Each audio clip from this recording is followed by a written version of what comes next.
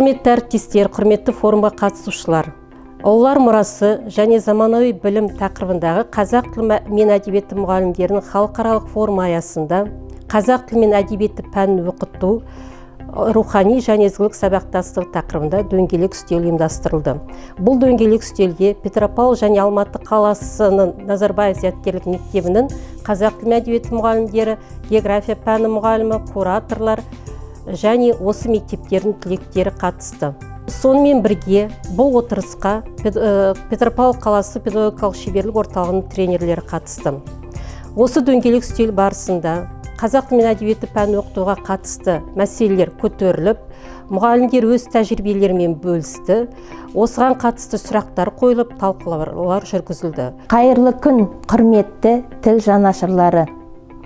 Ұлылар мұрасы заманауи білім тақырыбындағы қазақ тілі мен әдебиеті мұғалімдерінің бірінші халықаралық форумында ұлылар тілі халқымыздың мұрасы тақырыбында өткен форумдағы секция жұмысы өз мәресіне жетті. Оқыту жүйесі орыс тілді мектептерде қазақ тілі мен әдебиеті пәнін өзге ұлт өкілдеріне оқытып, үйретіп жүрген қазақ тілі мен әдебиеті мұғалімдері қатысып, өздерінің еңбектерінен үлгі өнеге көрсетті.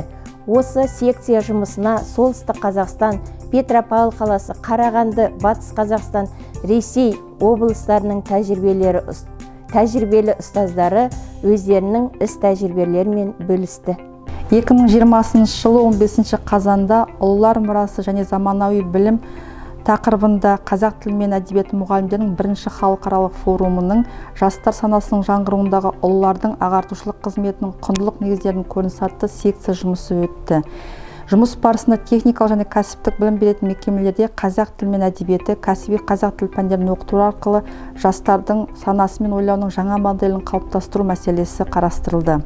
Секцияның арнайы қонағы болған түркі елі Анкара қаласының түркі таным орталығының директоры, түркі тілі қоғамының мүшесі, университет профессоры Хулия ханым қатысты.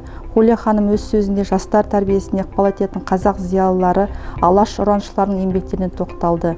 Мағжан Жұмабаев шығармаларын жатқа оқып, бүгінгі күн жастар үшін маңыздылығын ашып көрсетті.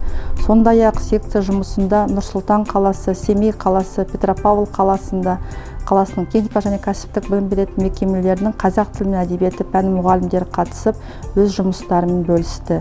Жұмыс соңында психолог маман қазіргі кездегі қашықтан оқыту кезінде ұстаздардың ынта-жігерін арттыратын жаттығулар жасатып, ақыл кеңестерін берді.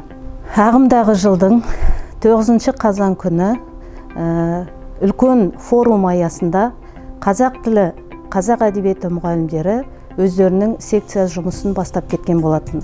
Яғни оның тақырыбы заманауи білім беру жүйесіндегі қазақ тілі мен әдебиеті мәселелері деп аталды. Ол секцияда 6 спикеріміз сөз алды. 6 спикеріміз 6 түрлі тақырыпты қозғаған кезде YouTube желісінен біздің әріптестеріміз қарап, мыңға тарта әріптестеріміз өздерінің ой пікірлерімен бөлісті, сұрақтарын қойды. Бүгінгі күні біз сол сұрақтарға жауап беріп жатырмыз. Әрине, бұл үлкен қуантарлық жағдай. Яғни біз осы форумда үлкен мәселенің басын қайырдық деген сөз. 14 қазан күні қазақ тілім, ана тілім, дана тілім, бай тілім атты дөңгелек үстелі өткізілді.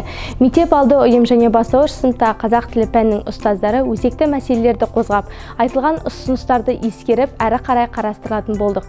Қазақ тілінің салтын, шығармашылығын тек қана қазақ халқы емес, сонымен қатар өзге ұлттар да қастерлеп ұсынатынын білдік. Мемлекеттік тілді меңгеру ортақ парызымыз деген шешім қабылдадық. Заманауи білім беру бүгінгі күндегі негізгі талап. Сондықтан да оқушылардың құзыреттілігін қалыптастыру біздің алдымызға қойған нақты мақсатымыз. Заманауи білім беру саласындағы бүгінгі өткізіліп отырған бірінші халықаралық форумның аясындағы жүргізіліп жатқан жұмыс Солтүстік Қазақстан университетінің де назарынан тыс қалған емес.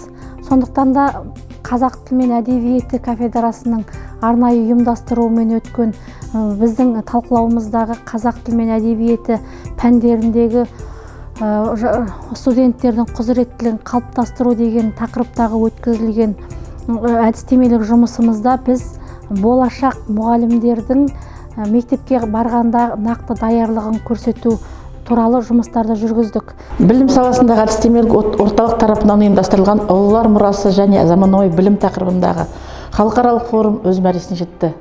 Қазақ тілі мен әдебиеті мұғалімдерінің ғылыми педагогикалық шеберлігін және олардың ғылыми әлеуетін дамыту бағытында қойылған форум аясындағы мақсат өз мақсаттарына жетті деп ойлаймыз. Осында қарастырылған мәселелер ертеңгі күні ғылыми педагогикалық жұмыстардың одан ары дамуына, олардың кеңінен насихатталуына және оқытушылардың, мұғалімдердің жұмыс тәжірибесіне енгізілуіне өз үлесін қосады деп ойлаймыз. Форум ұйымдастырушыларына алғысымызды білдіре отырып, Солтүстік Қазақстан облысындағы барлық білім беру мекемелерінің белсене қатысқанына алғысымды білдіремін өз тарапынан. Алдағы жұмысымызға мемлекеттік тілдің өз мәртебесінде жұмыс істеуіне, оның кеңінен коммуникациялық қолданыс аясында қолдануына өз үлестерін қосып жүрген барлық әріптестерімізге болашақта еңбектеріне жеміс тілеймін.